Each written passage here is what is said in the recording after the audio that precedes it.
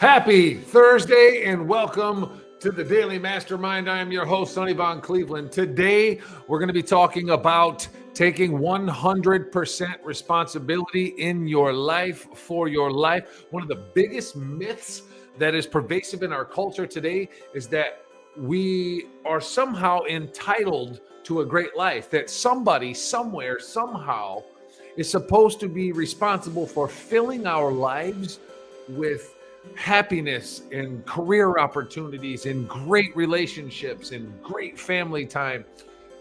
But the truth is that we are solely responsible for the condition and the quality of our life. If you want to be successful, you have to take 100% responsibility for every experience that we have in this lifetime. Dom Einhorn is going to be joining the panel today. We're back with a full slate. We got Carl, we got Claire, and we're going to have a great discussion on how you can implement being 100% responsible for everything in your life and making your life a success. This is the Daily Mastermind.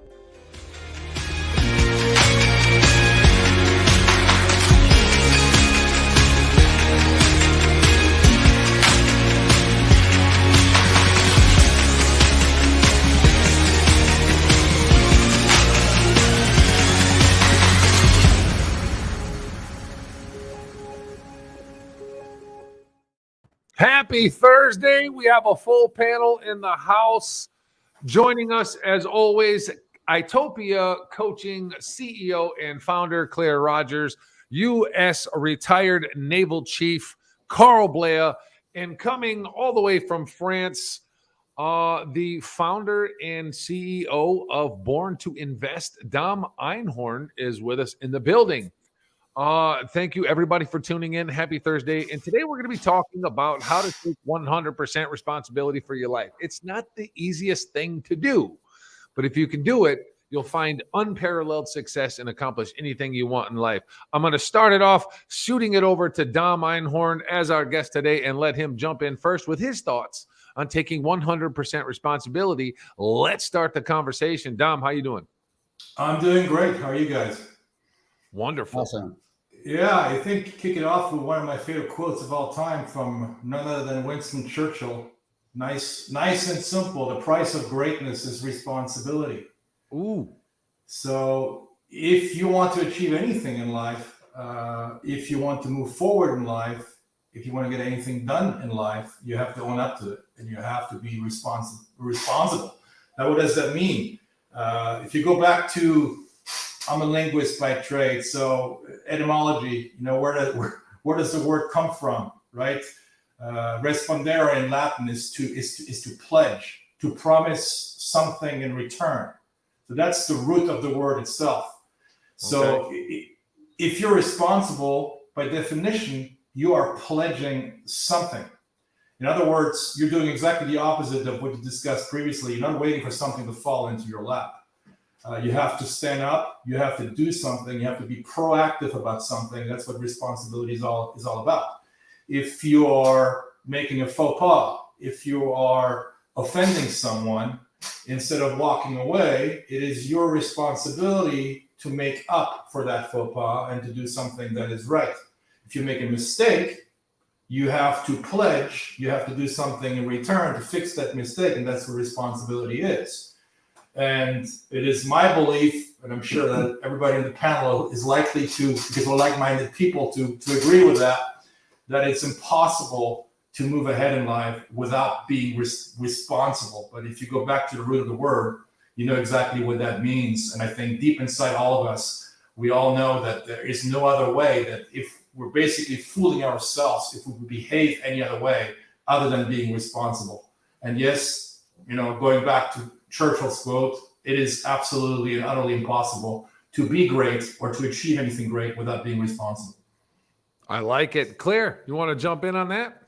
Absolutely. I would say unless we take responsibility for our life and our life choices and the things that have happened to us in life, we stay stuck. We stay stuck in victimhood, for example. If it's, somebody did this to me, this happened to me, I wasn't born from a rich family, I wasn't born with this, I didn't get this person did this to me, this person screwed me over. If we keep staying in that stuckness, of not taking responsibility. It doesn't mean that we condone the past if someone has been inappropriate to us or have hurt us. It doesn't mean that we condone, but so long as we keep staying in victimhood of somebody did something to us, then we don't take responsibility and we stay stuck. So we can look on our past or whatever has happened to us. And again, this is not taking responsibility, or if this is not condoning somebody else's behavior, but if by saying the past is the past, I learned from this experience, instead of keep ruminating on something that has happened, take responsibility. It happened, it sucks, it's shit, or whatever it may be, but now it's time to move forward. But unless you take responsibility for what's happened, you're stuck in inertia. Thanks. Carl, what do you say about that? Yeah, through the military, it taught me I was always responsible, but I created stories in my head. And those stories kind of made a facade of I was being responsible, but I wasn't being responsible for my true self. And so I judged people and I was looking at the outer world, but then I wasn't taking care of me. And so when I got out of the military and I met my ex-husband, I saw all these things about him, but I said, if I could just love him enough and show him enough things, that he's going to change. And that would even bring me more happiness. So I was allowing him to connect with, then I started changing who I was, because that was my happiness, because I thought if I would just love him and show him, that I could have that happiness, but I wasn't being accountable to myself. And people are mirrors to our accountability. When we get upset, when we get frustrated, guess what? It doesn't mean we have to have them take advantage of us, but it's love, compassion, and empathy, and teaching ourselves that, guess what? We have to be accountable for us and draw those boundaries and say, no, this is what I want to do. So I'm learning how to be accountable to myself by drawing those boundaries in my life. And really my suffering will stop. More and more, I'm taking accountability and drawing those boundaries. And now the pain is stopping. I'm no longer suffering because I'm being true to the friends and the people that I allow into my life now. Well, there is an opposite. There's a controversial side to owning responsibility for everything, and I want to touch on this subject because it can be a touchy subject. But I want to touch on this because I think it needs to be talked about, and I'm excited to catch all of your thoughts on this. When saying, like, when I read the Stoics or philosophy and they talk about owning 100% responsibility for yourself, Jack Canfield in the Principles of Success owns his book and talks about the very first thing is having 100% responsibility for every experience that we experience in life. So when someone is victimized in life, say by a molestation, a raping, or war, a bomb hits, how do we explain that you still have to accept accountability and responsibility for everything that happens in your life when you are the victim of somebody else? How do we do that? And I'll go backwards around the dais. Carl, go for it. One of the things that happened to me when I got shot was the minute I looked into this guy's eye, it wasn't about me. I saw this guy that was sad, and he had to be at a very low point in his life to want to take my life. And so instantly I had forgiveness for this man because it wasn't about me. And the minute we make it about ourselves, then we become a victim. And that's my main thing, is you're not a victim.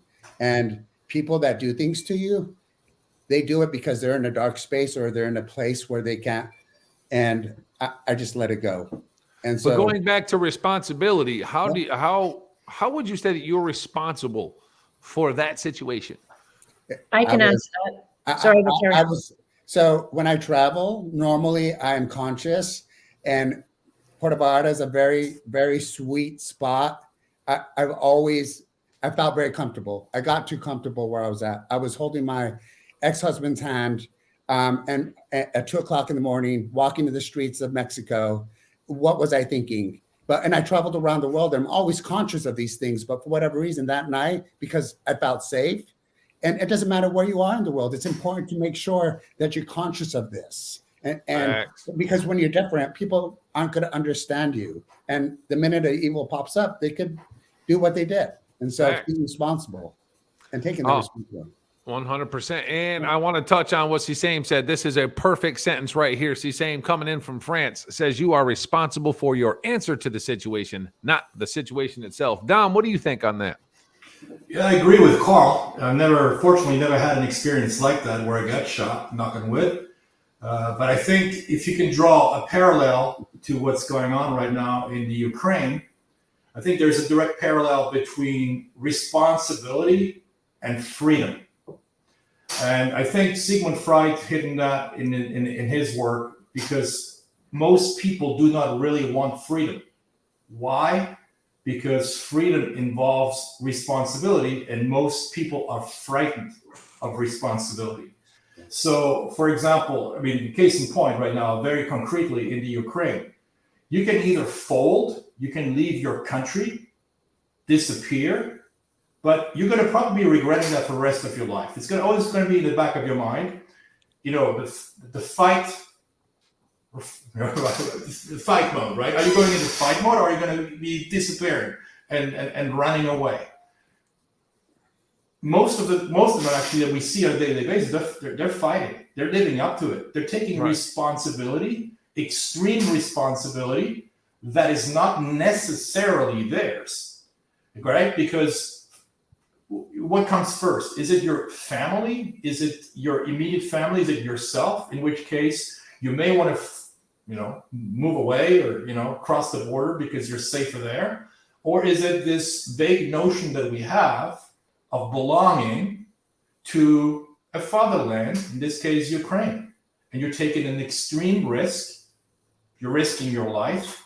And that's the ultimate sacrifice you can take. But it's also the ultimate responsibility you're taking. And millions of people today are in this exact situation as a result of the war. Nice. Claren, you wanted to add on to that, yeah? I just wanted to say, I've looked at it as I can't be responsible for what someone may or may not have done for me, but I can take responsibility for my reaction to it. And I can also take responsibility for any perceived victimhood that I fall into.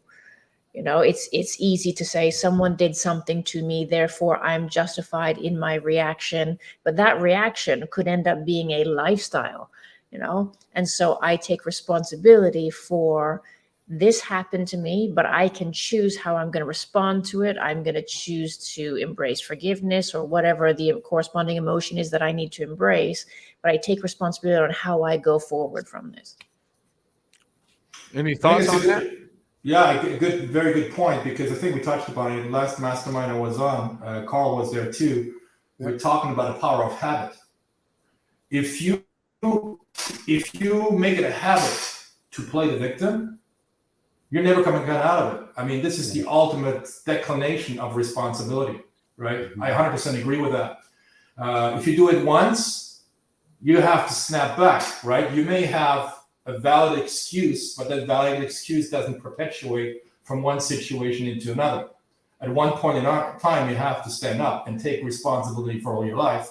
It's not always someone else's fault, and very, very rarely is. And even if it is, how far is it going to get you? Even if someone trips you up on purpose and makes you fall, that's right. That's a concrete example.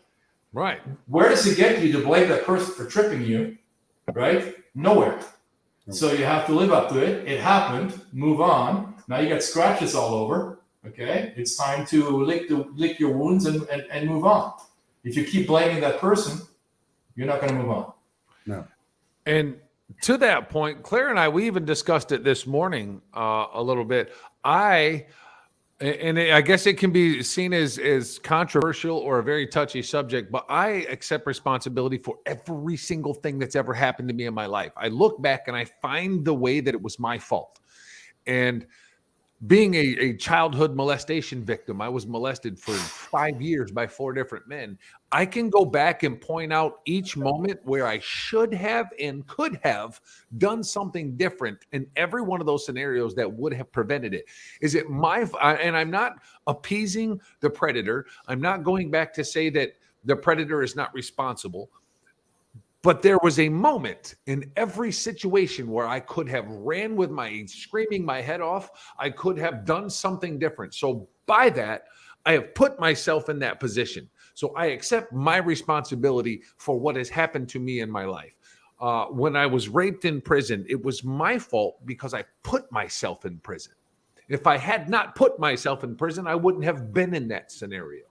And it's controversial because a lot of people are like, well, you can't blame the victim. I'm not blaming any other victims anywhere else in the world. I'm talking about myself.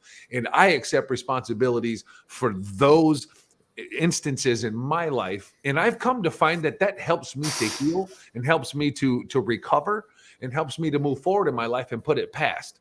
What say you? Anybody can chime in.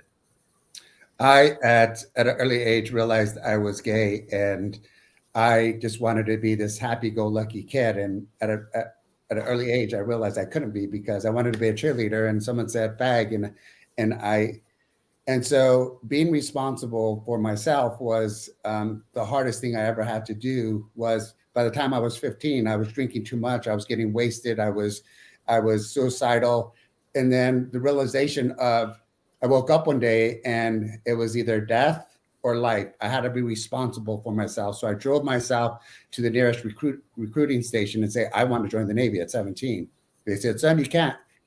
And I said, yes, I can.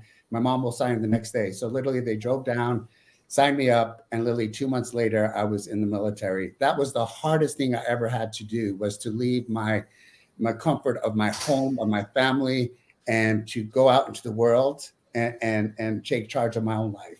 And it was the best thing I ever did. And I don't look back. I mean, it's been an amazing journey. And I always tell kids, take responsibility. If you don't know what you want to do, join the military, have a focus.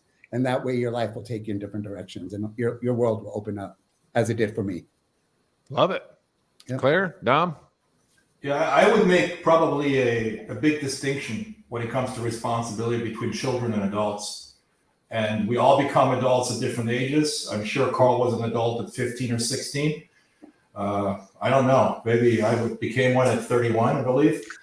Are we adults at this point? But as a body, as a child, you're so exposed, and you're so prone to being taken advantage of in any which way. Yeah. And let's just be blunt, that's just a crime. Fact. So, right? So when you're telling me your story, I mean, it's just horrible to actually hear it, because there was nothing, even living up to it, that you could have done at that point in time, right? Because you're living, you have the part of the shame, you don't know, you're scared about telling someone else. And that's what's so insidious about these extreme situations, right? Now, I've not been in this situation, so I'm just giving an outside perspective of what you went through. But number one, it's horrible. Number two, it's a crime. Number three, it's probably a good thing to, in the adulthood, live up to it and say, look, I call it skeletons in the closet. We all have skeletons in the closet, where I'm telling you, where I'm just like hats down to you and congratulations, you're able to just let it all out and like stare the skeleton down instead of repressing that feeling. And that's very liberating. And again, I'm coming back to the freedom. That's why you're a free man, because you're not afraid to say, okay, open up the closet. I'm staring at this skeleton and I'm not afraid of you. Get out of my life. And the sad part is most people are too scared and they die before they actually do that. They keep that skeleton in the closet because they're so scared of it, of staring it down, that it even peeks out, right? And as a result, they're never free. They always have that weight bearing down on them. They always live with that guilt of someone else, of blaming someone else, even if they're not saying it, right? Well, my dad did this to me when I was a kid. Well, have you ever come out and actually expressed it, let it out? I think that's important. Pull it out from your subconscious, right? Which will help you stop not dreaming about it, not having nightmares about it anymore, when you're actually expressing it and letting it come out. And the sad part is most people don't do that. So in that sense, I 100% believe that it is taking responsibility in a different way. Sure. Were you responsible for when it happened? Absolutely not, is what I would say. Right. Are you responsible as an adult to be able to look at an event past that was very hurtful and say, you know what? It did happen. I'm aware of it. I'm not scared of it. I'm staring it down and I'm telling it to get the F out of my life. Now that's responsibility. So then, again, because I'm 100% capable of admitting when I'm wrong or if I have the wrong thought process, if I'm thinking wrong. And Claire even chimed in on because there's a significant difference between kids and adults. I'm not blaming myself. I'm not blaming myself and saying that it was my fault. I'm recognizing the fact that there's something else that I could have done, which may have created an alternative outcome. I'm glad that I've been through every single thing I've ever been through in my life because it's put me right where I'm at right now, and I'm the happiest I could ever imagine being. So I don't want to minimize anything or take the blame off of the victimizer. Claire, I know you want to chime in on this. I know you've got something to say. Well, you were talking about this morning because I know you are highly, highly evolved when it comes to dealing with trauma. And I've called you many times, you're my accidental Buddhist. You are able to see things at 20,000 feet rather than at 5,000 feet where a lot of people are. So you're very highly evolved. And so I think it works for you. But where we were talking this morning is that where it can be a bit of a controversial subject is, yes, we take responsibility for ourselves, but equally by taking responsibility, we have to make sure that, for example, you're saying that you could have changed things differently as a child, as a 5-year-old. I personally don't buy that myself because I think children don't have an evolved mind to know what to do. You're able to look at this now from 30,000 feet rather than from back there when you were at 5,000 feet. I'm not really buying that because I try to put it into other situations. What about, people that were, sent to concentration camps in Auschwitz or something like that? That's another extreme situation where they can't take responsibility for something that someone has put themselves into. They may need to get to 30,000 feet later on down the road to be able to look back on that situation. Does that make sense? It does make sense. Carl, you wanted to chime in? There was a thing, and it said, they made us who we are. They didn't define us. Someone just did a post. And, right. And that's so true. I mean, we create our own reality and we get to define ourselves. And now what I realize is I am totally responsible for myself, and I'm going to do the things that are important to me.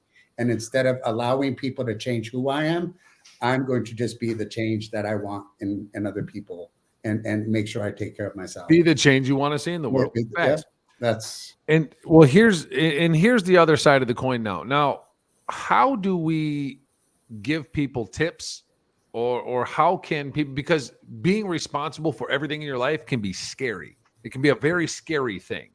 And because we're so accustomed to blaming. We're so accustomed to blaming things that happen in the world, in our life, on an external circumstance. So what tips and tools, I want to go around the dais and everybody can give your best tips or advice on how to stare down that skeleton, as Dom put it. How do we stare down the skeletons in our closet so that we are then in a position to take 100% responsibility for our life? Because it's not easy. Because if it was easy, everybody would do it. We wouldn't be having the discussion. So there's a difficult thing, and there's got to be some advice. Let's run around it. Claire, I'll let you start, hon. Go.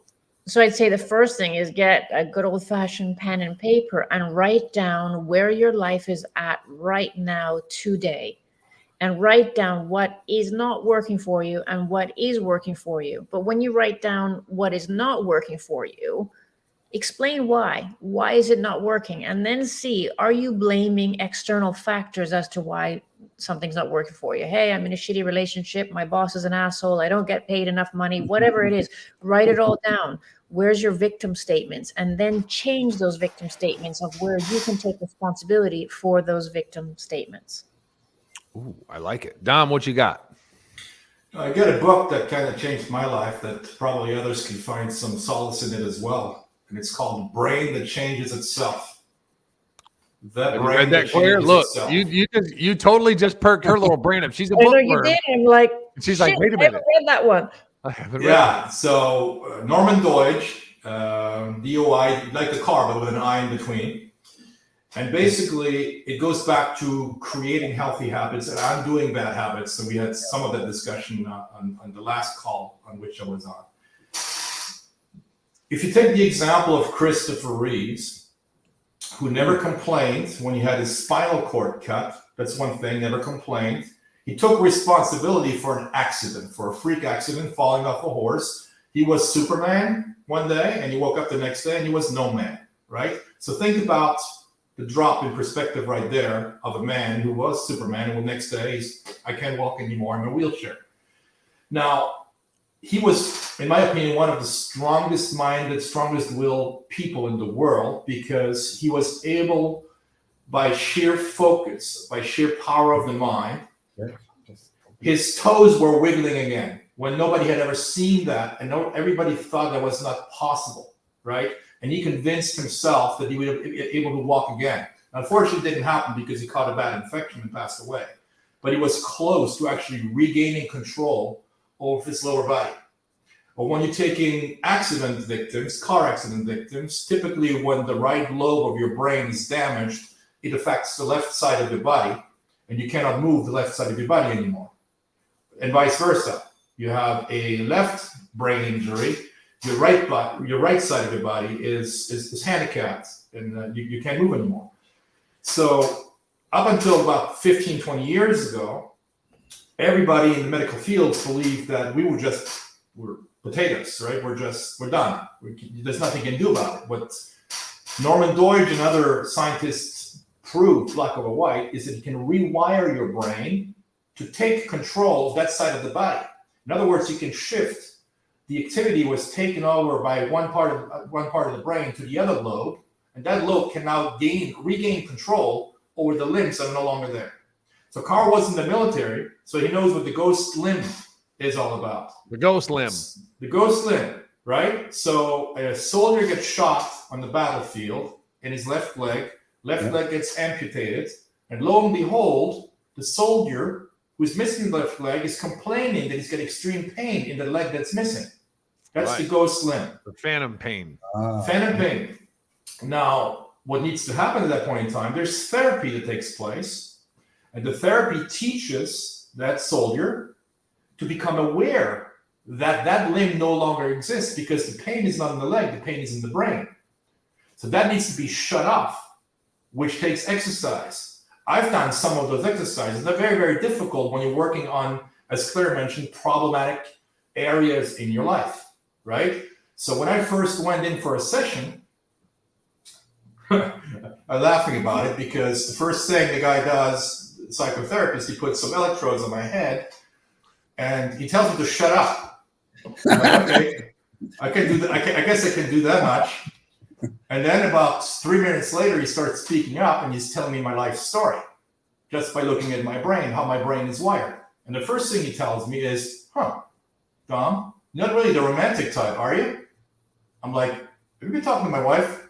He goes, no, I don't need to. The only thing I need to do is take a look at your brain. Really? Right? See this little lobe right here? This is where your romanticism is stored. Now, the bad news is it's very, very small. That's why you're not a romantic. The good news is you can make it as big as you want. Wow. It's just going to take some work. I'm just going to take some exercise.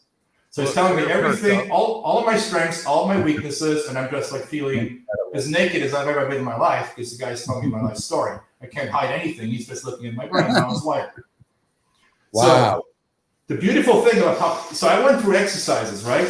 So I had, when I was younger, still to a certain extent today, especially going through LA, living in LA, extreme road rage. So let me tell you. So let me tell you how it evolves, right? So he's telling me, and I did this exercise in France with a French psychotherapist who was recommended in the bibliography of the book that I was reading. And it will take me a half hour to even tell you how I got there because it was a total fluke that I ended up in that practice. So the guy tells me, what's the famous freeway in Los Angeles? I'm telling him 405 South. It's the one I'm taking all the time. It jams up. Okay. You're driving down the 405 South, Don, and as usual, and this guy doesn't know me, you're driving in the fast lane.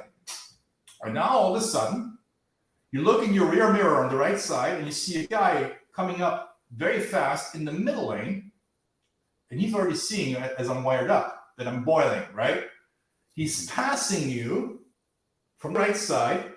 He's coming right in front of you. He's hitting your front bumper while doing so. And now he's going back in the middle lane. What do? You speed up as fast as you can. You come level with him, and you look over, and he looks at my brain, and I'm just fuming right now because I'm living the situation. And you see it's your wife driving a car and your daughter in the passenger seat. Right? So some of those exercises you go through that give you a whole different perspective of certain things, and a whole training regimen I went through. Now, the training regimen was so difficult that the first time I went through some of the mental exercises that he got, it's like asking to do bicep curl, but you don't have a bicep, or you've never done a curl in your life. I did 5 minutes and I napped for 2 hours. That's how strenuous it was. Then I realized that when I was in the treadmill, it became easier to do those exercises. They were all mental exercises, but it was extremely draining until I built up the resistance and until those tiny little lobes that I had actually started expanding, and I could actually react differently, feel differently. I could feel how I would evolve myself on certain things. That's the brain that changes itself. It's all in that book. There's a lot of exercises even in there. Everybody that reads that book that I've ever recommended, they've all recognized themselves in a chapter, feeling like, oh my God, this chapter was written for me. In my case, the whole book was written for me. Claire will have that book dissected in Absolutely. a week. I have that done by tomorrow. What I mean, that's incredible that we even have the ability to read. The brain is so powerful. The mind is so powerful. If we can just train ourselves to accept responsibility for the things in our lives, it's incredible what people can achieve, what you can accomplish in life. And the key to that point is incremental steps. Because if you're totally irresponsible today, you're not going to be the ultimate responsible person tomorrow. We're not asking you to do that. But Right. Can you be 1% more responsible tomorrow than you are today?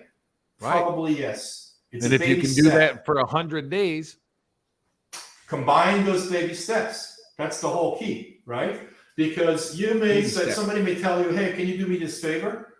And your reaction, because you never do favors, because you're not responsible enough, is to say, no, I'm too busy. Catch yourself from that and make one little step and do it today.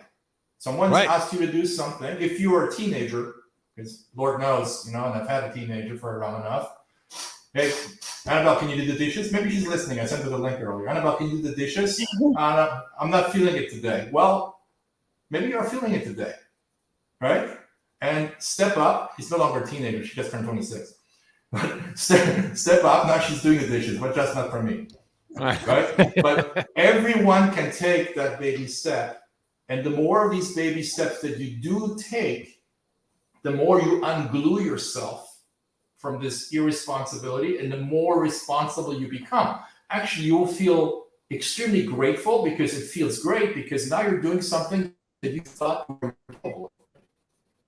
And the more you do these little steps, there you go. just unglue, and that's where, again, I'm coming back to freedom. The freer you become, because it unleashes this energy inside of you that you didn't even know that you had. Ooh, Dom dropping the knowledge on them. What do you guys think about that? Guys, chime in. Claire, Carl. Absolutely. Well, studies have shown, so traditionally we're told that your brain stops evolving. I think it's when you're 18 or something like this, and that's absolutely bollocks. It's not true. Neuroplasty, the science of neuroplasty shows that actually you can rewire your brain, and you can actually grow your telomeres, which is parts of your brain. You can totally rewire it, even as an adult. It's absolutely possible. So what I would say is we need to stop listening to experts of things that have decided in the past and determining that that's our future. That's absolutely not true. We are able to change our brains, rewire our mindsets, so forth. We're not stuck. That's my biggest I agree thing. with that. 100%. You can be anything you want to be at any time you want to be it, no matter your age, race, color, creed, faith, nothing. Carl, what do you got to say? Yeah. So one of the things 4 years later, when I got shot, it severed one of my nerves. So my foot is still numb. But no matter what, I know I keep pushing it and I keep getting stronger. And I know one day it's going to wake up. So it's the energy that we put in things that I just know that it's going to wake up one day. And So I'm wait, just making it stronger. you have a completely numb foot? Half of it's numb. So Like the Mr. Deeds thing, like I can stab Yeah. it with stuff and you can't feel it? pretty much, yeah. But Wow. I'm starting to get feeling more and more.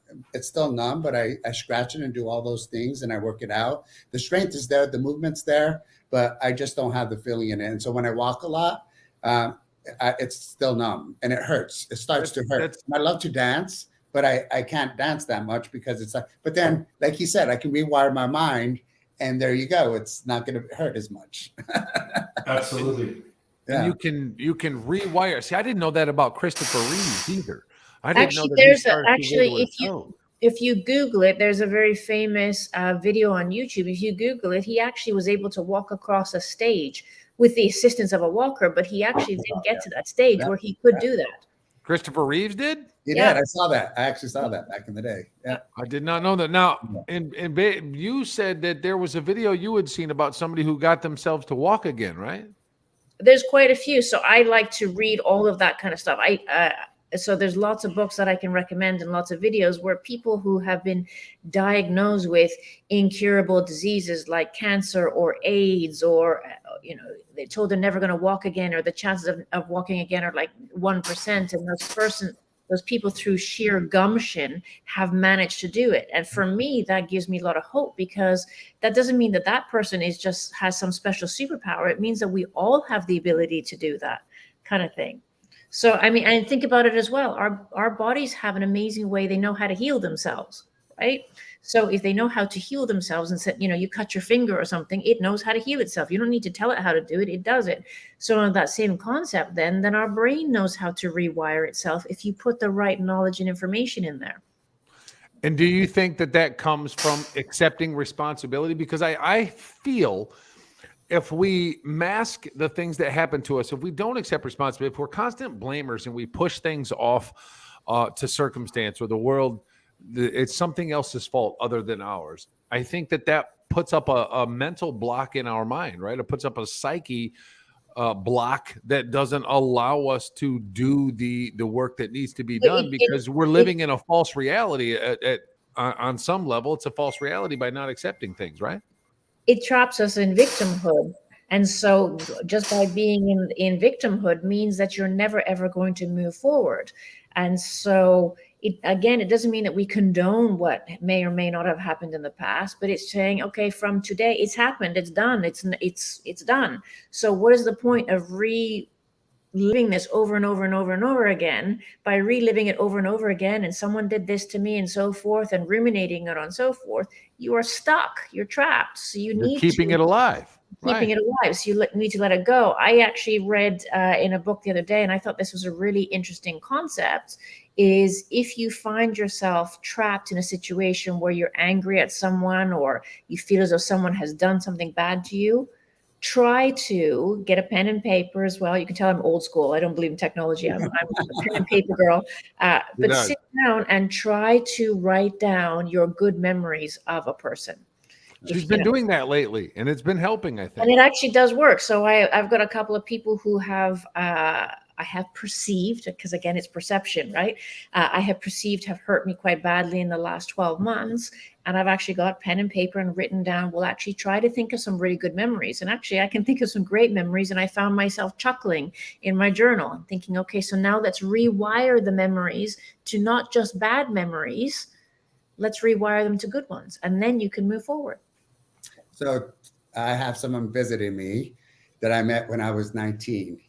He was my first love, and he's here visiting me. And it was interesting talking to him and listening to our stories when we were together for 3 years. And I'm just so grateful that he's here with me. And it's just the interesting journey that we have and the people that we allow into our life, being responsible for our story. Yep. 100%. I want to talk on this real quick. Same says, I don't know if everybody can heal itself from a disease. It's dangerous territory to go. False hopes can be even more destructive. I really want to get some feedback on this. What do you guys think about that? I don't believe that. I don't believe that either. Faith. Again, because I think if one person can do it, then why can't others? I don't, so studies have shown if a doctor says to you, you only have 3 months to live, well, you know what? Most people will only live those 3 months because they believe in an outside authority and so forth. Now, I'm not trying to minimize somebody going through a disease or anything like that. I'm just saying if one person can do it, why can't Everybody other can. people do it as well? So I Right. don't think that I'm not projecting false hope. I'm not trying to minimize somebody going through a bad thing. I'm just saying if studies have shown that people are able to do it, I don't believe that they've got some special superpower Right. that others don't have. So that's my thoughts. I personally would hope from that. Right. To that point, I have a life story for once on that one. 2008, my mom calls me. I was in Los Angeles. My mom and dad are still in France. They're still alive. They're 83 years old now. But she tells me, your dad collapsed right in front of me. I think he had a heart attack. You need to come as soon as possible. She's totally freaking out. So it's middle of the night. I go straight to LAX, fly straight to France. By the time I arrive, he actually had blood cancer. He didn't have a heart attack. And the doctor told him exactly, he's got 2 or 3 months to live. That was in 2008. We're in 2022. He was already at an advanced age at that time. My dad is still alive. But what happened, it all happened at a hospital. So he was put into an intensive care unit that looked like an astronaut to walk into into his room. And at one point in time, there were 2 beds in there, and 3 guys passed away with the same disease within a week's time. And at one point in time, my dad tells me, and he holds my hand, he goes, son, I guess I'm next. Oof. And at that point in time, I knew I had to flip and give him hope. And the only thing that came to my mind is like, Dad, what the fuck are you talking about? Why do you think you're still here when these 3 guys are already gone? And they came in after you. Yeah. And I could see a sparkle in his eye, and it made sense to him instantly. Awesome. And he kept fighting, right? So he was ready to just throw in the towel at that point in time and to live by what he was told the expectations were, to Claire's point. And if we all do that, that's defeatist, right? Right. It's a defeatist mindset. It goes back to being a victim. Yeah. You can take the boy out of the hood, but you can't take the victim out of the hood. Yeah. Right? And that's exactly the situation he was in at that point in time. If he had said, look, I'm a victim like all the others, there's no point in me fighting because these 3 guys disappeared, I'm number 4, he wouldn't be here today. Awesome. Right. Now, I'm not saying it's always going to work. No. But what we're saying here is that we can certainly have an impact, and we should never let other people dictate what happens to us. And that's owning up to your life, and that is taking responsibility for your life. 100%. I don't care what anybody. Look, if I had listened as a young boy what everybody else told me I would become or what I should do, I certainly wouldn't be here where I'm at today. That's clear. I'd still be in jail. Especially in a place like France, where you're not supposed to dream too big. It's like an offense, right? You're crazy if you think you can make something really, really big. That's the general standard mentality. Fortunately, we have exceptions to the rule, but it's almost a crime to be too ambitious Wow. in this country. In many parts of Europe, that's true, right? Yeah. Sure. Like, who are you to dare to be this ambitious, right? You can see it actually. Obviously Elon Musk has a lot of followers, but he also has a lot of haters, right? When he originally said we're going to go to Mars, that we are an interplanetary species, and that we're going to evolve, and we're going to, at one point in time, leave Earth. The flack. I don't know about all that. The flack that he got as a result of that. No, we don't have to, right? If you don't want to go to Mars, Sure. and I don't know whether I would ever want to go to Mars, but I'd take a shot. I would never dictate to anybody else that they shouldn't be going to Mars. It's not my business, right? It's everybody else's prerogative. It's everybody else's freedom, right? And Sure. our freedom stops when it starts infringing upon other people's freedom. And that's a very dangerous line that we should never cross, Right. right? I have no right to tell someone else, unless they're really committing a capital crime, this is something that you should not be doing. Right. who am I to say that? And Who who are are we they to to tell tell somebody? me? Right. Who are they to tell me? Why does the doctor, whose job it is, and that's the difference also between Western medicine and Eastern medicine. My wife is a Chinese medicine doctor and acupuncturist, right? In most places in China, when you are sick and you see your doctor, you don't pay. Why? Because the doctor has failed to keep you in good health. In Western medicine, you pay the doctor every time you're sick, et cetera, and his financial incentive to keep you sick for as long as possible. Otherwise, you stop being a paying customer. Facts. Right? That's That's and no one talking. Everybody just. I mean, that's the power of a bad habit. When is someone going to rebel to this doctor and say, "Look, I've been coming to you now for 6, 7, 10 years. I'm sicker than ever before. When do you become responsible for my health? That's your job." That's an amazing point. Amazing. I paid what we got charged $1,200 for an elbow wrap. And he didn't even do anything. Right. I'm still dealing with the bursitis elbow. Guys, amazing conversation.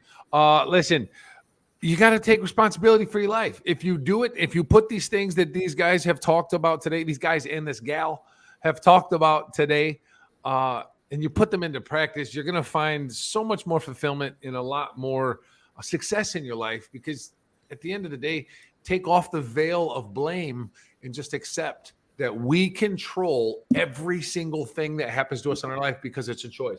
We're going to go around the dais and give some final words for the day, guys. Carl, I'm going to start with you and head on around. Give your final words for the day, Carl. Be mindful of the stories you tell yourself in your head and take responsible for your life. Facts, 100%. Dom. I can't say that better than Winston Churchill. Price of greatness is responsibility. It is a great thing. Babe. Remember that you are a strong, powerful, intelligent person, and nobody, absolutely nobody, has any special superpowers that you don't have. Right. And that's where I was going to go with that. And Carl may have bleeped out for just a minute. Ladies and gentlemen, I have been through a lot in my life, and the number one thing that has brought me true peace and freedom on the inside was accepting responsibility for my actions and my choices. I choose what I do in my life. I choose what happens to me. I choose where I go. I choose the people that are involved. I choose who's here, who's not here. I control everything. Learn to take control of your life because you control it. Nobody else is going to do it for you. We are not entitled to a good life. We are not entitled to have everything happen for us. We have to earn it. We have to go and take it and make our life what we want it to be. I want to thank Dom Einhorn for taking time out of his busy schedule again to come and hang out with us. Is Carl back or no? I don't know if Carl's back or not. And Claire and Carl and Amos for all your guys' help in the show. You guys are incredible. Dom, such an incredible thing, man. Let people know where they can find you and what you do at the end of the show here, because you are the CEO of Born to Invest. If you want to talk about that a little bit, now's the time. Sure, man. I'm an angel investor. I'm an entrepreneur, a digital entrepreneur. I've been in digital media since 1993, since way before it became fashionable. Been incubating tech businesses out of the US and out of France and other parts of the world for a long time. I'm also very involved in a sports technology company of which I'm the founder, which is called Challenger X, and that goes by CX Sports. That's providing monetization to teams and players. And that's probably our most exciting project in recent months and years. Here is the link to where you can find Dom Einhorn and what he does on all platforms right here. Born to Invest. Go check it out. Dom, thank you so much for your time.